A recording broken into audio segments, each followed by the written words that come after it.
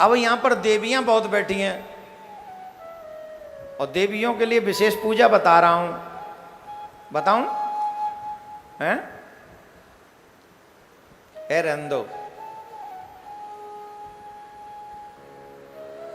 विशेष तरह सधवा स्त्रियों के लिए, मीन्स सुहागिन स्त्रियों के लिए,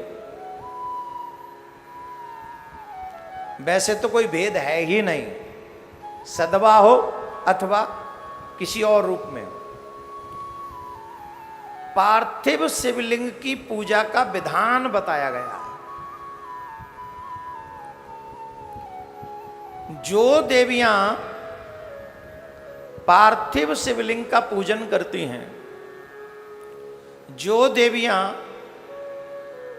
पार्थिव शिवलिंग का पूजन करके अभिषेक करती हैं, जिन घरों में पार्थिव शिवलिंग का निर्माण होता है, पूजन होता है, जो देवियां अपने द्वारा पार्थिव शिवलिंग का पूजन करती हैं, अपने बच्चों से भी पूजन करवाती हैं, अपने पति से भी पूजन करवाती हैं, उन्हें एक बात समझ लेनी चाहिए, उनके घरों में कभी भी अकाल मृत्यु से कोई नहीं मरेगा। अकाल मृत्यु से वो नहीं मरता जो पार्थिव शिवलिंग की पूजा करता है। सोचिए ये कितना बड़ा अनुष्ठान यहां पर हो रहा है।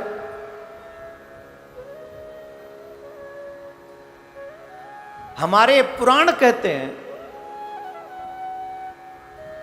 पार्थिव शिवलिंग की पूजा काल मृत्यु दूर कर देती है हमारे घरों से। प्रमाण के तौर पे अभी सुभद्रा की कथा मैंने आपको सुनाई, ना उसकी अकाल मृत्यु हुई ना उसके बच्चे की।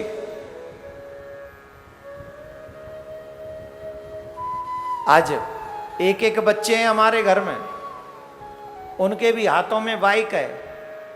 कल मैं यहां से जा रहा था, कथा करके जब गया शाम को, तो एक माई का लाल, वो किसी माई का तो होगा ही लाल, जय फ्लाईओवर की बगल में, ये हमारा यूं कट करके मथुरा साइड, वो माई का लाल सड़क पे लेटा हुआ था, बाइक पड़ी हुई थी।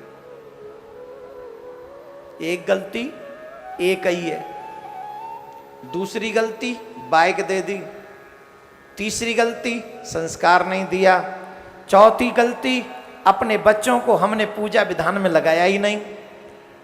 मैं गारंटी से कह रहा हूं, जो माताएं अपने साथ, अपने पतियों के साथ, अपने बच्चों के साथ पार्थिव शिवलिंग की पूजा करती हैं, उनके घरों में कभी अकाल मृत्यु नहीं होती, कभी अकाल मृत्यु हो नहीं सकती। लेकिन परीक्षा लेने के लिए मत करना, ये श्रद्धा से करना। तो जो चाहते हैं कि हमारे घरों में अकाल मृत्यु ना हो, चाहे यहां आकर अथवा अपने घर से ही अपने और अपने बच्चों के नाम से इस विशाल अनुष्ठान में आप अपनी भूमिका निश्चित कीजिए, अकाल मृत्यु नहीं होती। और श्रावण मास में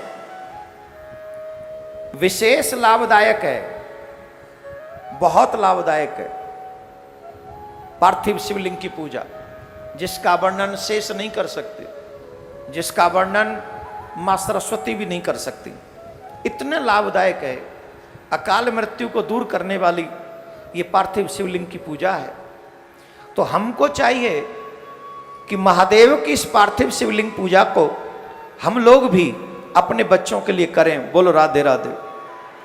जोर से बोलना पड़ेगा, और जोर से बोलना पड़ेगा, और जोर से। श्रावण मास में अधिकांश भूत बावन भोलेनाथ और मां पार्वती इस पृथ्वी पे यात्रा करते हैं, और जब वो अपने भक्तों को देखते हैं अपनी सेवा में लगे